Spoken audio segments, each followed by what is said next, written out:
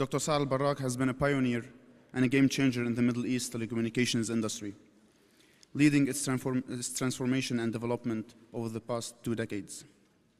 As CEO of the Zain Group from 2002 until February 2010, Al-Barrak, in 7 years, transformed a moribund state-controlled telecoms operator, known then as MTC, with 500,000 customers in Kuwait, into the international giant Zain, a company that reached over 72 million customers across 23 countries, with a market capitalization that went from $2.5 billion to a peak of $32 billion. 2 years after its launch, in 2007, Zain became the second most valuable brand in the region and the sweetheart of the telecommunications industry through innovative and appealing media campaigns and groundbreaking customer services.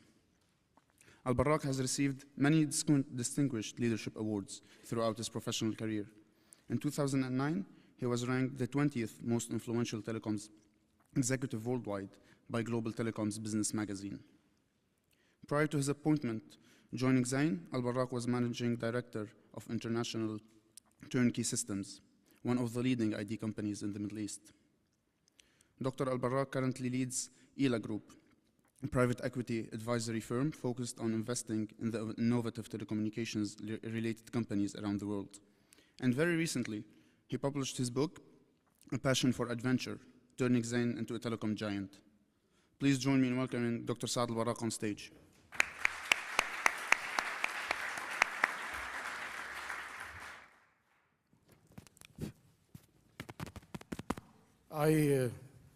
First of all, I hate talking from podiums.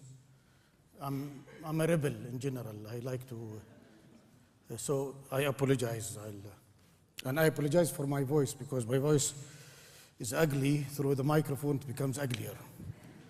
Well, I thank very much my dear brothers and sisters, this young, promising group of LBS, for inviting me and for organizing such a wonderful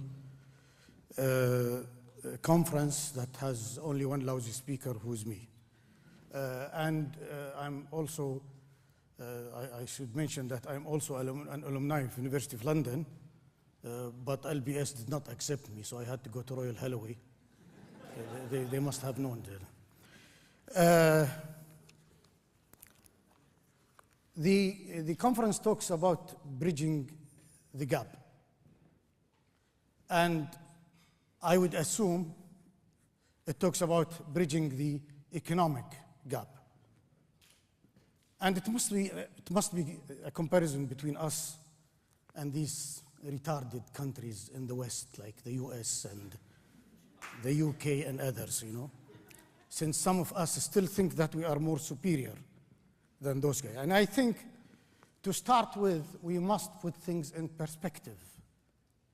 If you want to grow economics and business, you need economic freedom, because freedom is the cornerstone of every human development, whether it be economic, psychological, social, or otherwise. So the real gap that we suffer from, and the greatest gap, and the everything gap, is the gap of freedom. And you could see the uprising in the Arab world through the so-called the Arab Spring. It was in search of freedom, because freedom is the key to monumental development and not to marginal and limited development. Freedom cannot be partitioned. Unfortunately, many of our leaders in the Arab world, they would like to draw a distinct difference between economic freedom and political freedom. And humanly, this cannot be partitioned. Freedom is all integrated and interrelated. You will never have economic freedom without political freedom. I'm really sorry, but I have to give them this great tidings. The West have known this a long time ago, through struggle and so on, through a long struggle, a long journey of struggle. But to keep things aside and to think that economics can operate alone in a magic way, only through some slogans and push-ups here and there, that economics could flourish, no way. And even if it does flourish, economics, it will do that only in the short term. That means it will have no sustainability. Okay? Do we need evidence for this? The greatest example is the Soviet Union and the whole Eastern Bloc. Those guys have given troubles to the United States. They put the Cosmos station on space in 1956, I believe, as the first one orbiting around the moon. Then President Kennedy reacts by saying in the early 1960-61, America has to put a man, by the way, he said a man, not a woman, so I'm really sorry. Okay? And the moon within 10 years, which they did in July 1969, when Neil Armstrong had his first walk on the moon. What happened to the Soviet Union only 26 years later? It completely got disintegrated. And what did we inherit? Mr. Putin. Okay? So, and what is the economic status of the whole great Soviet Union at that time? And things can go on. We can give a lot of examples that economic development without freedom, without full freedom, can never be achieved in a sustainable way. South of Korea was ruled by the military for a certain period of time. And then the military wanted to grow economically. They gave a lot of freedom and mandate to the private sector to lead Korea to the future. And they started, and when they started moving, the private sector people told the military generals, listen guys, we cannot develop an economically developed country without reinstituting democracy and the freedom of choice of people. And that's what happened. And look at Samsung today, and look at Hyundai, and look at all the other wonders from Korea. And without evolving their political system to be a political system based on freedom through democracy, a term that many people would not like to hear, would not like, it depends, we are special people. We need a special kind of democracy. This democracy of the West does not fit us. We must have something that is compatible with our value system. By the way, I keep walking all the time just to make sure that you are awake. Okay, I'm usually given very bad time slots in every conference I go to. I don't know why. And therefore, I had because of this challenge, I had to evolve my skills. And therefore, I'm famous for my bikini speech. Okay, and a bikini speech is a speech which is short enough to be attractive and long enough to cover the basics. So please bear with me.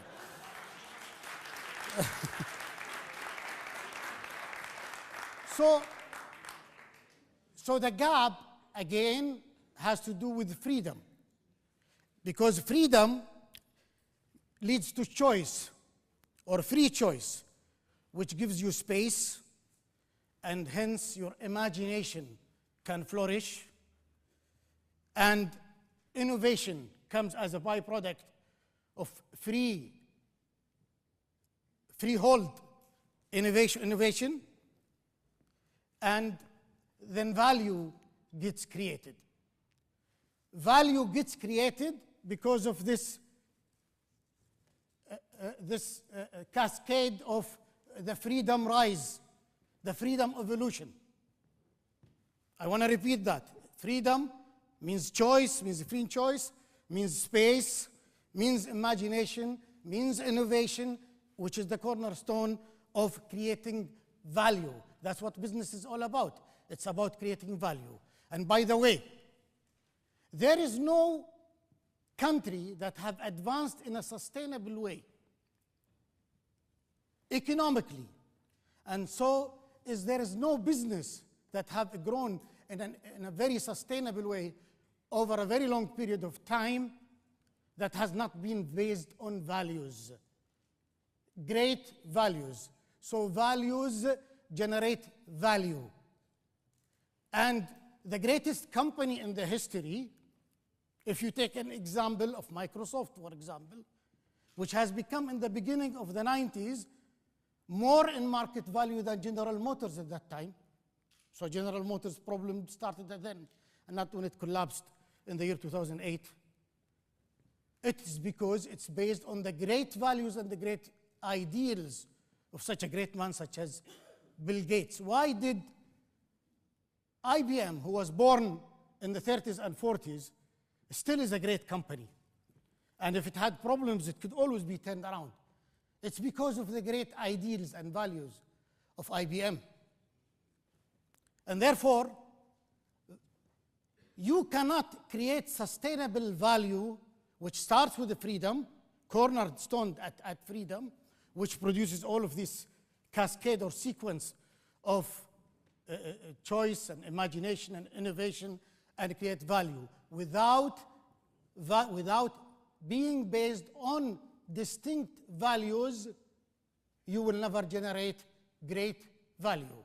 I can give you many examples of many companies that have gone through this. There is a book called The Breakthrough Company. The Breakthrough Companies talks about 10 American companies. None of them are in telecom or social networking and all of the sexy, glitzy businesses of today. They are all in mundane business. Some of them creating nails and manufacturing nails and other stuff. All of these 10 breakthrough companies have been identified through research to be the most profitable, the most return on equity, return on investment, all of these terms that they teach us in the business schools and in companies and auditors and financiers measure us to, which I do not understand until today. But by all of these criteria, these companies are the greatest performing companies in the United States of America. And the research goes on to study what's great about these things. Okay? And they discover the very simple fact. These companies have been based, or the culture of those companies is really great, highly distinguished, based on values and ideals practiced by these groups, and therefore they have sustained their growth and development, returning the best returns through the most difficult and stringent competitive landscape they've been through. They've been in companies or in industries that are totally crowded by competitors, and new competitors coming up with new technologies and so on. In fact, one of the the remarks that is really fabulous in every direction, that some of these have outdone their competitors who have come up with better technologies at that time.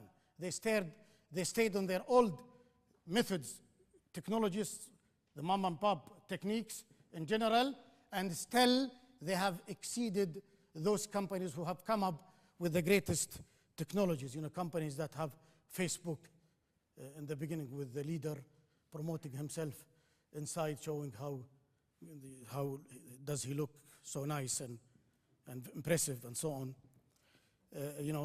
But with these companies that have created these technologies, or they have used these technologies, these companies have outperformed them.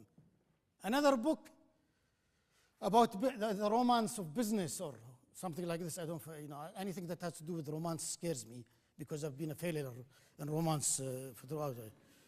Okay. And that book talks about another 10, what they call great groups. He talks about companies such as Park. You know what's Park? Park is the research laboratory of Xerox, and how this bunch of zealots have created the greatest products in history. Xerox created the first personal computers. But because they were locked in onto copying, if you are too much into copying, you will never be innovative. You will be cloning all the time, right? All right? So Xerox did not know what to do with this stupid idiot sitting in their labs that people spent so much genius on it, and gave it to a great man called Steve Jobs. And when Steve Jobs got that, and so many failures for Steve Jobs before that, but he was very persistent, because failure for him was a school, was celebrated and appreciated. He could learn why he didn't succeed. In our area of the world, if you're not a politician, as a politician, you can fail unlimitedly and be rewarded. That's, but if you are a non-politician, you get crucified from the first failure. So Steve Jobs takes this piece of art, the first computer, personal computer, and from Xerox, and what does he say? Look at values. What do they create? He said, he did not say, I want to create the greatest 10 gigabits computer to put in the hands of people. He said, I want to put in the hands of man, and man means human being here. The English language is deficient in that regard. At least in Arabic, we make a great distinction. We call the human being the insan. Okay? He said, I want to put in man's hand something that he can change the world with. So really, it's a philosophical, value-based vision that have created Apple. And that's the difference between Xerox. Who hears about Xerox these days? Anybody hears about Xerox? What's the latest news about Xerox? Market value minus 1 billion or what? Okay, that's the difference between Xerox and Apple. Apple went through tough times. When Steve Jobs was invited again to lead Apple to the future, that was in 1996. Market value of Apple at that time was only $28 billion, if I remember. Anyways, not down more than $30 billion. Then he comes back. And what does he think of? Because this is a value-based, philosophically based business vision, and not gadgets and numbers and things on the hard side. He did not get stuck like Xerox. They gave up the greatest product that could grow the whole world and got stuck to their vision of copying the copying world. They didn't even extend it to printers, which is the closest adjacent business, for example. Okay? They were obsessed by not being overtaken by Canon. Don't get too obsessed by competition. If you are obsessed by competition, you shall never lead. There is only one destiny for you. You shall die. All right? Compete with yourself to excel over yourself. What happened with Apple? Steve Jobs came back and found Apple struggling to make Mac 1 and Mac 2, Macintosh, Cadbury, KitKat, and all of these things. He said, listen guys, this is not our vision. What's the greatest content in the world? What does best amuse people and make their life happy? Music. And therefore, we want to use the computer technology, bring in a new gadget that everybody have to buy, including Bedouins who come from the desert of Arabia, such as myself. I had an iPod for the first time, for one time, until my wife discovered, and I had to get rid of it. Okay? The iPod, he went to the content, to music. And hence, who is the greatest music collector in the world today? Apple. All right? And using the core competence, which is miniaturized computer technology, he gave us one of the most amazing gadgets that all of us get very happy with, right? You find all of us trying to walk in the morning, okay? All of these women walking or jogging with their iPods. Of course, I had to put an iPod and jog in the morning, not for the sake of jogging, but just to be around women at that time. But I have been discovered as well. I get discovered very easily. This is not being sustainable. That's the point, you know. Okay, so what was Apple's value before Steve Jobs, may God shower his mercy in his great soul, before he died? $630 billion. $630 billion in 2012. Apple alone, as one American company, is greater in size than the whole GDP of our mightiest economy, Saudi Arabia. And hence, this is a country, the United States of America, regardless of your grudges against the United States of America, but it's really the greatest example of freedom and freedom-based initiative, the land of dream, and so on. If those people, the 30% in the Silicon Valley who create the 30% success, because the rate of failure in the Silicon Valley is 70%. So all of this glorious economy, all of this great value that is created, it's created because of 70% failure, and this 30% have outdone all of these failures by big time. And this generates almost a quarter of the total GDP of the United States. Now, the GDP of the United States today is $17 trillion. Okay? So 5 companies, Exxon, Apple, Google, Microsoft, and IBM, their combined market value is greater than the whole GDP of the so-called Arab world. 22, 23, 24 states. I lost counting. I don't know. How many Arab states do we have today? Okay. We keep separating and yeah. But at least we have democracy and elections. لا. General Sisi, 93%.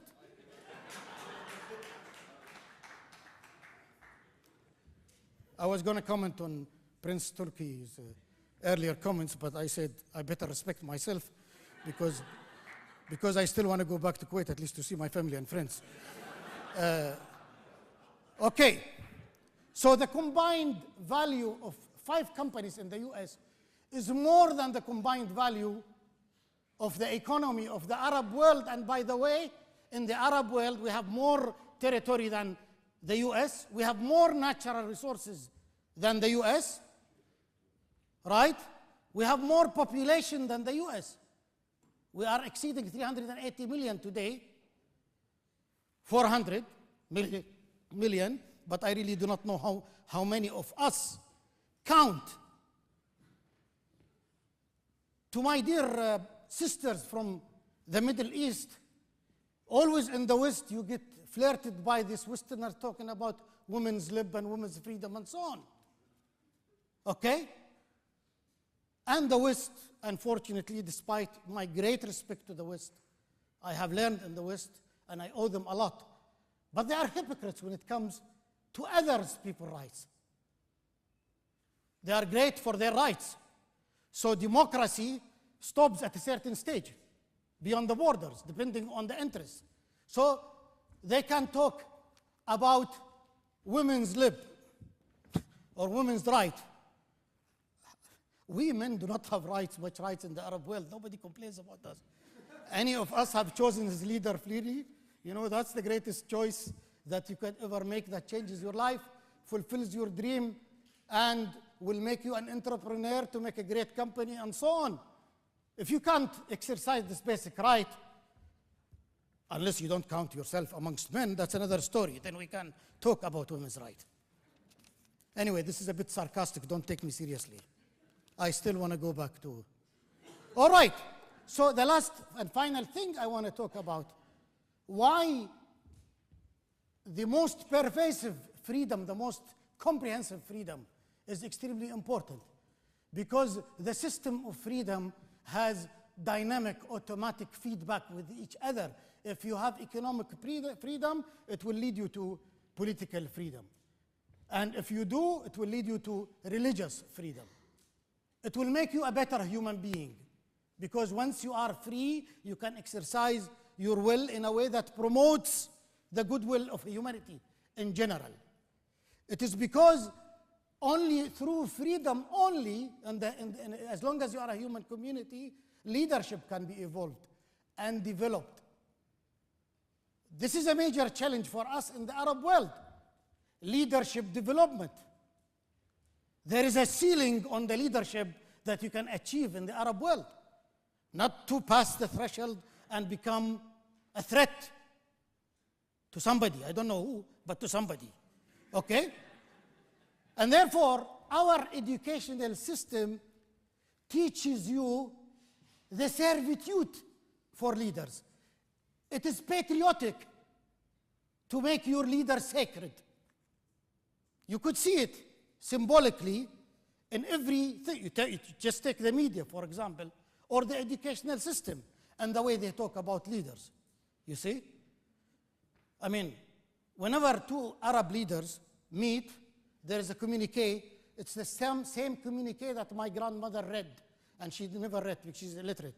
But she heard about 60 years ago that the two leaders have come together and they discussed the agenda of how to catapult the Arab world to the future and make them the greatest nation in the world. And by the way, all their views were 100% compatible.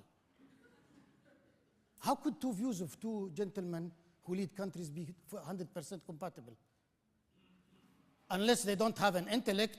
Yes, that's true. Yeah, that's the only possibility. So leadership development is extremely important. Why any company in the world is greater than other companies? It's because of one thing. Only one thing that makes a difference. Leadership is all the difference.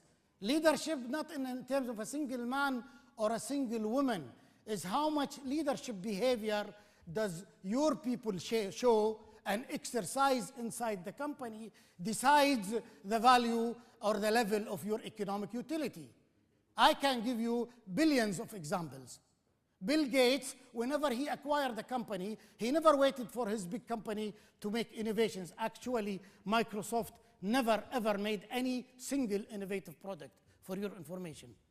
But what he was great at, having a culture which is extremely enabling and empowering inside, making a lot of leaders inside the organization, opening the channels for leaders to develop, and then he goes around and acquires very innovative companies, and the moment that this company is innovative, is acquired, the guy who runs the company becomes the vice president immediately. He never cared about titles. It's the value addition that you bring. And with leadership comes also governance. We keep talking about the ecosystem, that you need ecosystems for companies, startups to come up. And business needs an ecosystem, and economic needs an ecosystem. It's the ecosystem based on freedom, because it will bring with it accountability. And therefore, governance will be evolved in a very positive way in order to control any discrepancies that might take place in the march to the future.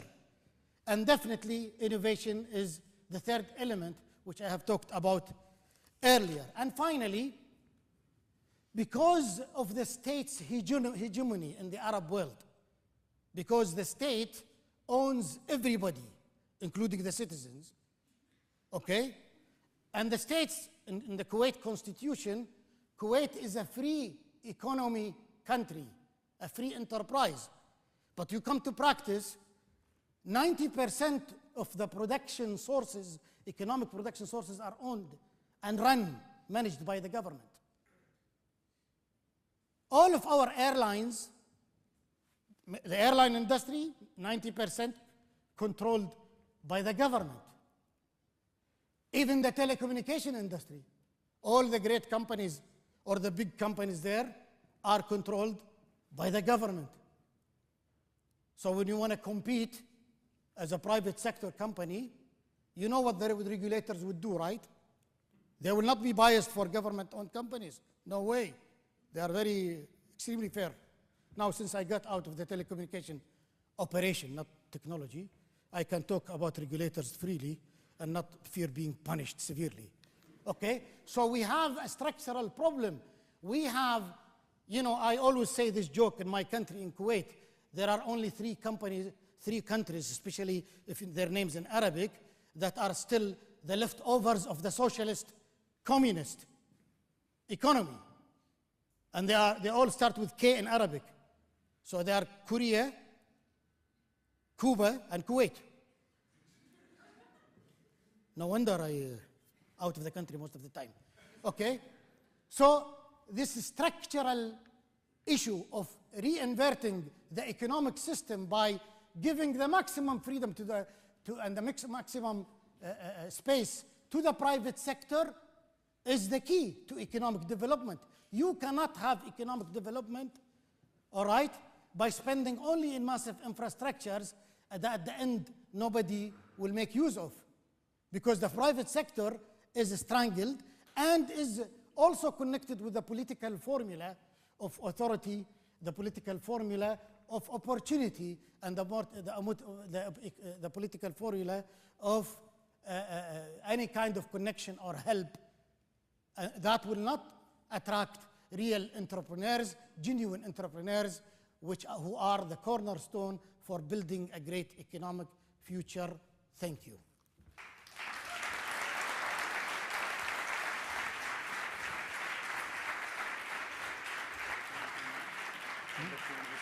Yeah, a pleasure. My question is, your keywords were value and freedom. How can you explain that Nokia, who are and still in a free country,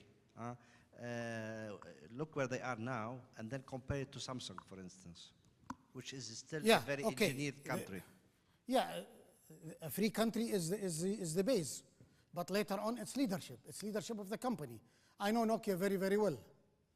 Okay, I think I bought like $4 or $5 billion equipments and things from Nokia, and my talk to their leadership, which was 8 years ago, I said to them, listen, if you don't change, if you think that Finland is the greatest castle in the world, you will never, ever succeed internationally. Okay? You have a problem of being completely Finnish while you want to conduct a global business. Globalization is a culture. It's not how many branches you have around the world. Okay? And I said this in a strategy on the globalization conference in Harvard Business School. I said, many of you pride yourselves as Americans and that you are a very international company. You are a global company. Global company means global. Globalization is a culture. How many of your leadership are non-Americans? And the same thing I said to the Japanese and the Chinese, and I said the same thing to Huawei. So that's one thing. And therefore, they were too rigid to go to the international arena. They have a set of rules and regulations and stuff like this that do not work in a lot more flexible environment. The other thing I told them, which is a technical issue, but we always, people coming from the IT, we'd like to insult your intelligence by challenging you technically, you know, especially the financial people. I love torturing them. But Nokia stayed as a closed system and ended up what? They sold Nokia to Microsoft. Huh? I still do not know why Microsoft bought it, because the next day Microsoft wanted to get rid of it. Okay? But people like Samsung, who were number 6 or 7 in the handset, today worldwide, Samsung is number 1. And by the way, in the US today, Android is number 1. Samsung products and so on, above the iPhone. And the issue is freedom of choice. Because technically, Android is an open system, while iOS of Apple is a closed system.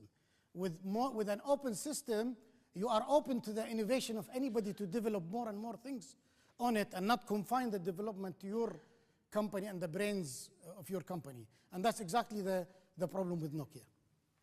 But be aware of my strategies. I give very long answers for short questions to get you confused and never remember what you asked about, because I didn't understand your question to start with. Well, very thought-provoking speech, and I always enjoy your bikini speeches, my dear friend. If you were the regulator of the telecom sector in Saudi Arabia, how would you restructure it and make it more efficient and more successful? In Saudi Arabia? Yes. الله يسامحك ما تختار لي ال Okay. I think, this is not trying to be nice to our beloved country, Saudi Arabia, but I think the regulator in Saudi Arabia is one of the best worldwide, to be frank with you. Of course, the problem is not with the regulator. The problem is that the STC, as a government-owned company, have a lot of leverage on the regulator. They've been trying to defend themselves and not to fall victim or prey of STC, but no matter what they do at the end, they have to yield to sometimes they have to relax some regulations in order to give more time to STC and others. Other than that, to be frank with you, in the whole Arab world, there is nobody that is near the proficiency and dedication and excellence of the Saudi regulator. In Kuwait, we do not have a regulator until today. All the African countries have it, except us in Kuwait. We are managed by the Ministry of Telecommunication. They manage the land network and the international calls. That's why you can make better calls in Zimbabwe international than Kuwait, these days, because it's run by the government.